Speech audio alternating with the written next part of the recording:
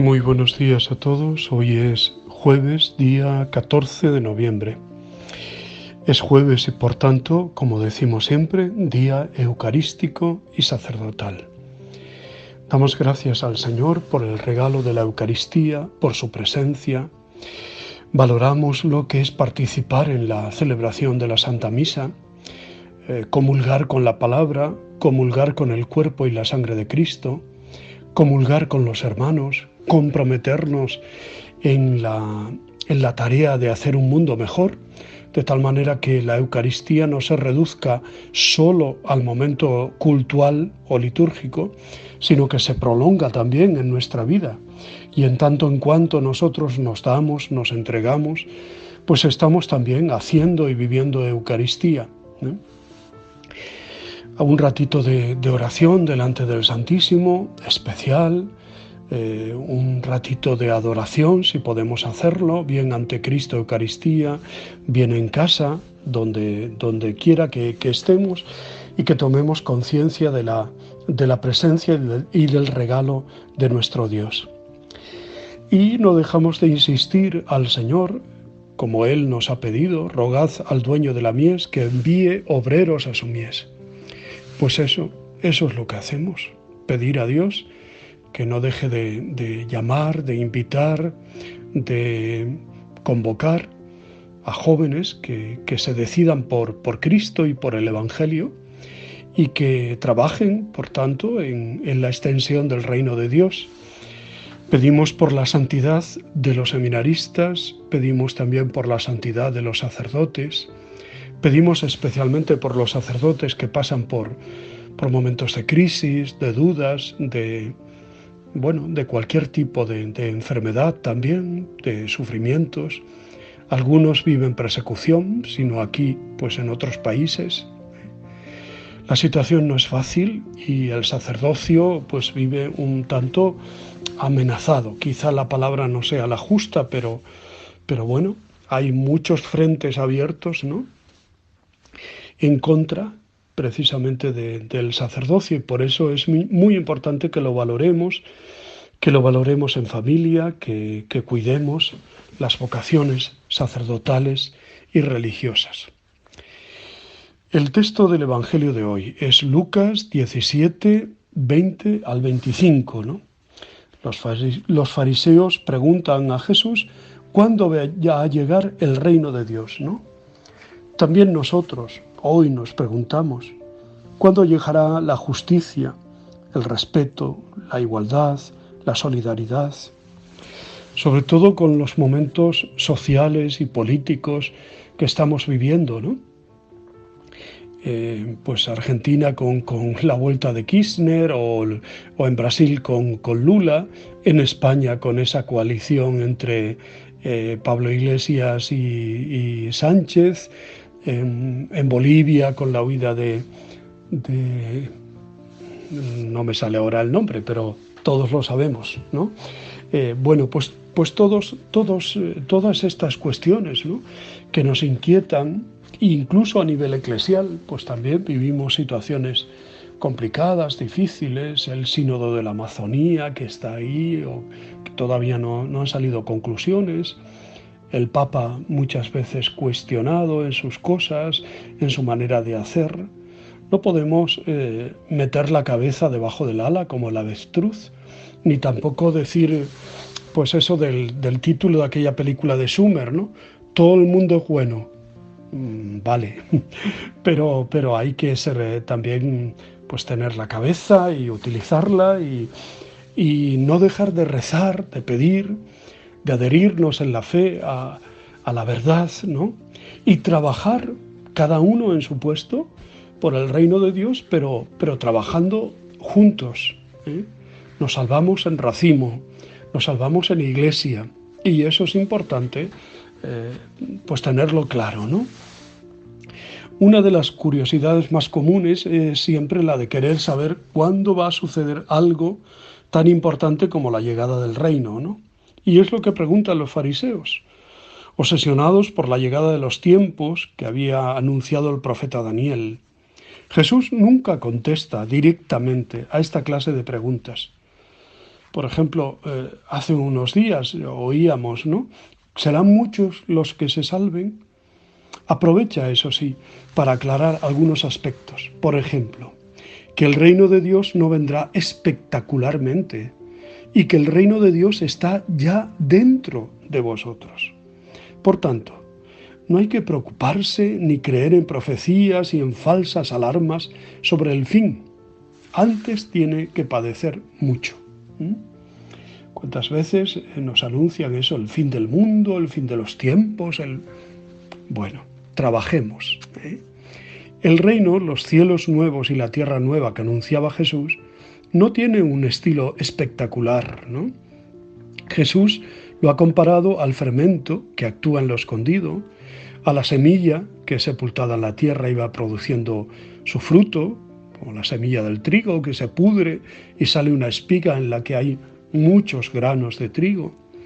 Rezamos muchas veces la oración que Jesús nos enseñó diciendo: venga a nosotros tu reino. Pero este reino es imprevisible, está oculto, pero ya está actuando en la Iglesia, en su palabra, en los sacramentos, en la vitalidad de tantos y tantos cristianos que han creído en el Evangelio y lo van cumpliendo. Ya está presente en los humildes y sencillos, bienaventurados los pobres, porque de ellos es el reino de los cielos, ¿no?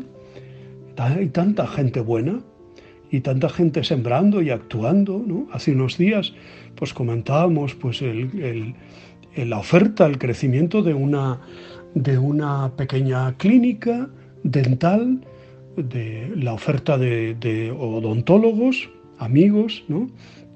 Soledad y su esposo, pues que hacen una labor fantástica con los más pobres, con la cocina económica, con los que acuden a todos estos servicios de Cáritas. Pues ahí está el reino de Dios, germinando, creciendo en esas pequeñas cosas, ¿no? Pequeñas, bueno, es relativo, son cosas muy importantes y grandes, ¿no? El cuidarse la boca, el cuidar a las personas, el enseñarles a leer, a escribir. ¿Cuántas cosas de esas hace Cáritas, hacen las parroquias? Y eso pues es muy importante el que lo cuidemos, ¿no? Y el que lo valoremos siempre, ¿no? Seguimos teniendo una tendencia a lo solemne, a lo llamativo, a nuevas apariciones y revelaciones y signos cósmicos. Y no acabamos de ver los signos de la cercanía y de la presencia de Dios en lo sencillo, en lo cotidiano. Al impetuoso Elías, Dios le dio una lección y se le apareció no en el terremoto, ni en el estruendo de la tormenta, ni en el viento impetuoso, sino en una brisa suave. El reino está dentro de vosotros, o bien en medio de vosotros, como también se puede traducir a vuestro alcance, ¿no? Y es que el reino es el mismo Jesús, que al final de los tiempos se manifestará en plenitud, pero que ya está en medio de nosotros, y más para los que celebramos su Eucaristía. El que me come permanece en mí y yo en él, ¿no? Pues ese es el trabajo que el Señor nos pide hacer, y esta es su palabra realmente sugerente para todos nosotros. Hoy la Iglesia celebra la memoria de Santa Veneranda, virgen y mártir. Nació en las Galias, Francia, en el siglo II, y martirizada en Roma. El nombre es de origen latino y significa digna de veneración. De Veneranda se sabe poco, aunque, entre otras cosas, es la única santa con este nombre, mientras con el nombre de Venerando hay 3. En el Oriente se le llama también Santa Parasceve. En el catálogo Santorum, redactado en los años 1369 al 72 por el veneciano Pietro de Natabilus, en el capítulo 61 es citada Santa Veneranda, virgen, nacida en las Galias, Francia, en el siglo II y mártir en Roma durante la persecución del tiempo del emperador Antonino, 138 al 161. La celebración, fijada el 14 de noviembre, ha sido transferida en la misma fecha en el martirologio romano, Dicho esto, encontramos la santa en ciertos episodios que están ligados a la Basílica de Santa María a Pugliano, in Ercolano, en Nápoles. Hacia la mitad del siglo XVII, en la época del Papa Alejandro VII, fue donado, como usanza de los siglos pasados, al Procurador General de los Carmelitas Descalzos en Roma, el cuerpo de San Maximino mártir, tomado de las catacumbas de Santa Ciriaca, y una reliquia insigne de Santa Veneranda mártir. Estas reliquias fueron donadas a su vez al reverendo padre Simone del Espíritu Santo, también carmelita del convento del Torre del Greco, muy cercano al convento de Ercolano, siendo él muy devoto de la capilla del Espíritu Santo.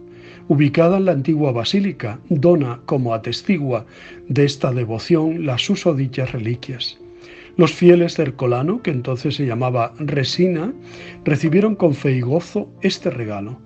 También con públicas fiestas, y erigieron en la capilla del Espíritu Santo 2 altares, uno dedicado a San Máximo y otro a Santa Veneranda, e instauraron en el pueblo una fuerte devoción por estos 2 santos mártires. La santa es representada sobre una gran tela de mediados de 1600, puesta sobre el altar. Está en pie y sobre la cabeza testa la paloma del Espíritu Santo. Con la diestra sostiene el crucifijo, con la siniestra empuña un bastón de peregrino y la palma del martirio.